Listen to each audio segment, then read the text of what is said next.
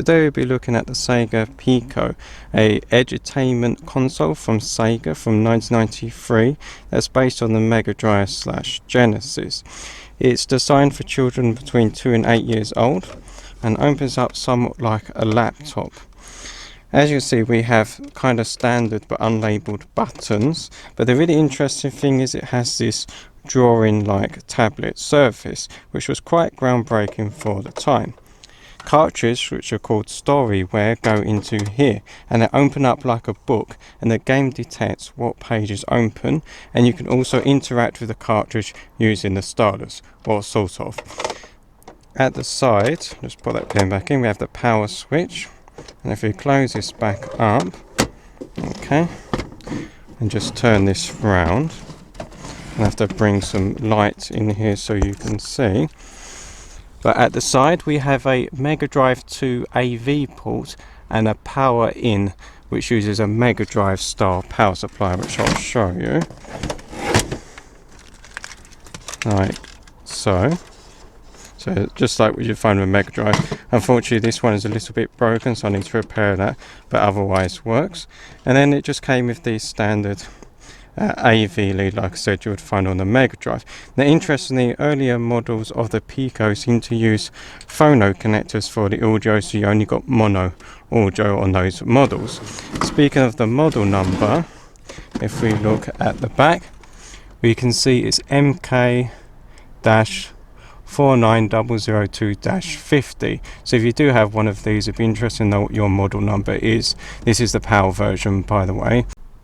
So here I have one of the cartridges, which I call storyware, and this just plugs in by putting this in here, okay, and then just pushing it back like so. And I'll show you later, but the game will detect whatever page is opened, and typically these are mini games that would teach you spelling or colours or counting and so on. Now if you get to the very back of the page, typically you have a drawing area. Now as mentioned, as well as detecting the pen over this area, it also detects across both pages as well. I suspect there's another drawing area behind. Now the way it detects what page is opened is you can see these sensors across here. These are called reflective opto switches. Basically if there's anything that's not black, i.e. back of a page, it can detect that, so when you lift the page it knows that that page has been lifted. And of course, depending on how many pages there are in the book, you'll need to have different size tabs. Like for example on the last page you might have to have a slightly wider tab. Now I have tried to fool it by covering like the end one when it's on this page, but generally the game knows that shouldn't be happening. Now to release the cartridge you just do that, like so, obviously with the power off. But next I'll show you all the games I currently have. Okay, so let's now look at some of the storyware. So here's a year at Pooh corner, which you've already seen. It's just to compare with a Mega Drive cartridge. That's quite a difference in size, even to the case, you know, that's quite a difference. But anyway, you've seen Winnie the Pooh. Here we have a box one. So by the way, I've got the Pico and 5 games, all but one of them unboxed, for £70. It was about 80 something dollars. So here is one of the boxes, Echo Junior. You can see at the bottom it says animation, counting, matching and so on. Open this up. It's got some other titles in the series, and it says this Sega Pico storyware belongs to. Here's the manual that fell out, so in black and white unfortunately. Parents guide, note no S after the apostrophe, well done Sega. Would have been a bit embarrassing if they made a grammatical or spelling error in a game that's about education, yes. But epilepsy warning, that's standard stuff. What else do we have? Setting it up, and it just basically goes through, you know, how to play the game.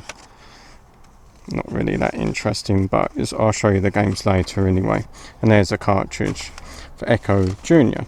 There was something like 300 titles, lots of licensed games, even a Sonic and a Tails game as well, and some quite obscure ones. And most ironically, there were Pokemon games for the Pico. Yes, Nintendo games on a Sega console, but that was because Sega had left the console market, well, kind of. Here we have Lion King Adventures, and we have here one I'm not familiar with. Is that pronounced Richard Scurry's? Huckle and Lowly's Busiest Day Ever. Looks vaguely familiar. And here we have Mickey's Blast into the Past. So they all have educational slant, as I've said. So this one I think is teaching about famous inventors. And nice to see here, it says £34.99 from Children's World. So that's nice and historical. So that would have been quite expensive at the time, I think. Yeah. So there's the Mickey's carts. Okay. So I will show you interacting with those games as well. So let's have a play of Mickey's Blast into the Past. We'll just power up like so. Okay, I'm recording this with an Elgato capture card while looking at a TV underneath the Pico. But here we go. So obviously I have a title sequence, but nothing really happens until you turn the first page. And you see it responds immediately. So typically you'll have some kind of on-screen cursor. So you've got a glove there. If we click on this clock, we have a little mini game that teaches time.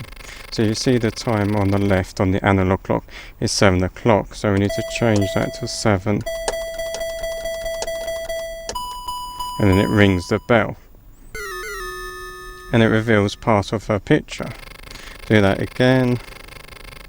See that flickering on the analog clock? Wow.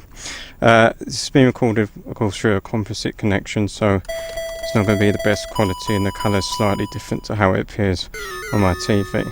But there you go, you get the idea of the mini game. And anytime we can just change the page to go to a different mini game. We'll just jump to that one. Have no idea what to do, but Mickey seems to be happy to go wherever. Okay. Oh, this is just to do some writing, is it? No, okay. It reveals something. Some kind of picture.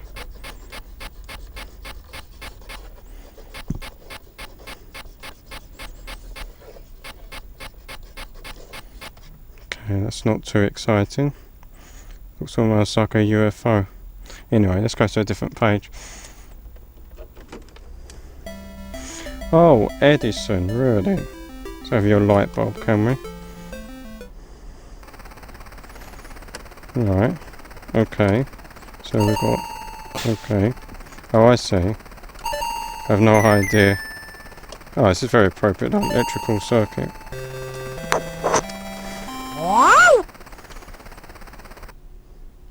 Well, there you go, I suppose that's teaching drawing skills, but not as exciting as doing it in real life. So if we go back to the back page, which as mentioned is typically for drawing, so it's going to draw some character. You have to appreciate the paint feel, how primitive it is, but this was mid-90s. But anyway, I'll just skip that. Can I skip it? Yeah. So now you can do your own drawing. It's not the easiest thing to do, but for the times that it's quite good. If we look at the paint, you can change the colour by clicking on these. It's interesting how it fills in, very MS Paint of the time. As mentioned, some pages you can interact on this side of the last page, but not on this one, I don't think. So that just erases everything. But yeah, you get the idea. But that's a quick look at Mickey Blast into the Past. Alright, before I show you some more games, I'm going to do a teardown, except I've already torn it down just to save a bit of time. But I'll just go over how I opened it, just in case you want to do it yourself. I'll get some lighting as well. So basically we've got several screws all the way around that have to be removed, and under this cover here, which is this piece here near the AV and power socket. You have to remove that. Then there's another screw, and then the lead for the pen has to be just pulled up, and then you can separate both parts. It took me a little while to find out how to open it, and unfortunately one piece was already broken holding one of the screws, so that explained why one of the screws didn't want to come out at first. So now with those screws removed, we should be able to separate both halves. If you do this yourself, be very careful, because there are these flat cables go into the active matrix, which is what detects the pen. This part is for the back of the cartridge, and then underneath there's another set going to the main drawing area. And this connector here, by the way, that came out of here, this is for the buttons, the colourful buttons. So at the top here we can see we have the reflective opto switches, and there's just a single chip there, I think some kind of buffer or something. And then for the main board you have to remove some more screws, and then you can take the shielding out. Note these, I think these are called fingers, because they will connect with here probably to help reduce interference, I'm guessing anyway. Just to mention something, there was an older model of the Pico, it seems in Japan only, and that's the one that has the phono sockets, and the main board is very different. There will be links on my website to show pictures, but that kind of solved that mystery, why some of the Picos had phono connectors for AV and some didn't. But please do correct me if I'm wrong, it might not just be the Japanese models. But anyway, let's just get this shielding out. It's a bit difficult to do with one hand, but carefully. Does it? Okay, there we go. I'll just flip that like that, hopefully it will stay. No, it doesn't want to stay. Right, one moment.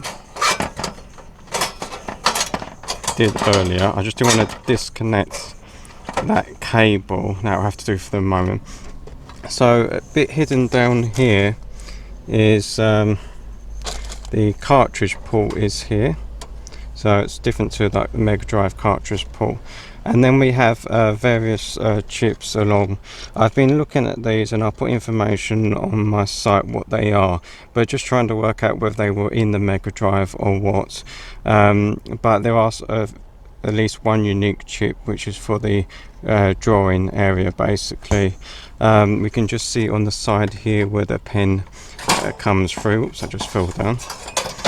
And there's just a voltage regulator there. But yeah, check out my site to know what all these different chips are if you are interested. But that is a basic teardown. I'm not going to tear it down anymore. As I said, some people have already done that already, and you can check out my site and the links to see more information. But there you go, a quick teardown.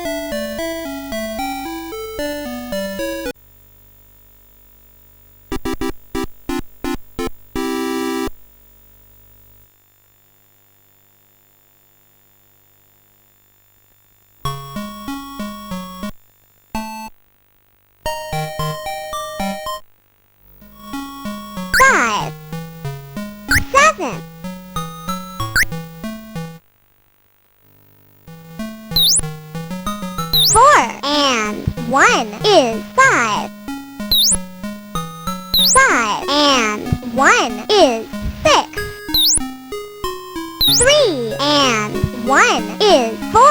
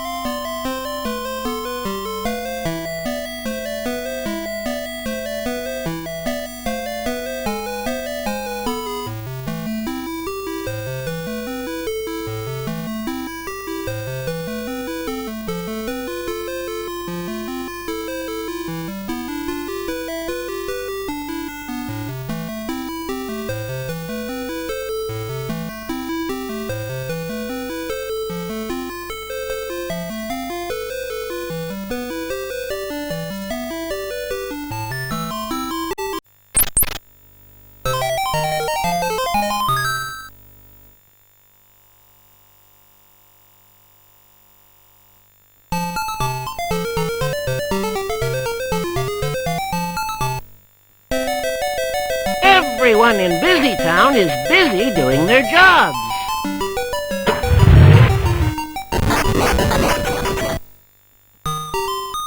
Please help me get back to Main Street. Uh-oh. Oh dear. Everyone in Busy Town is busy doing their jobs. Painter Pig paints everything bright colors.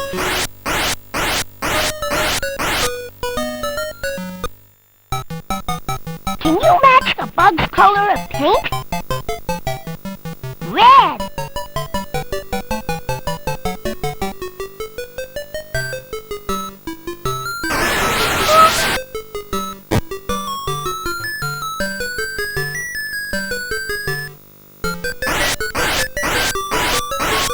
Good work!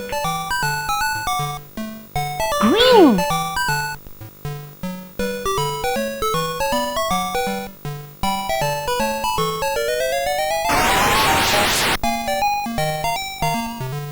You need to add another color.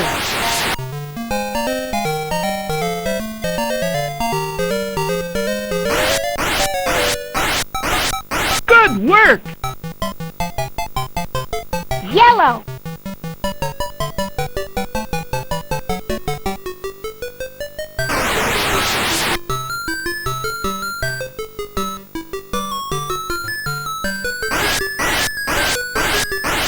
Good work! Orange.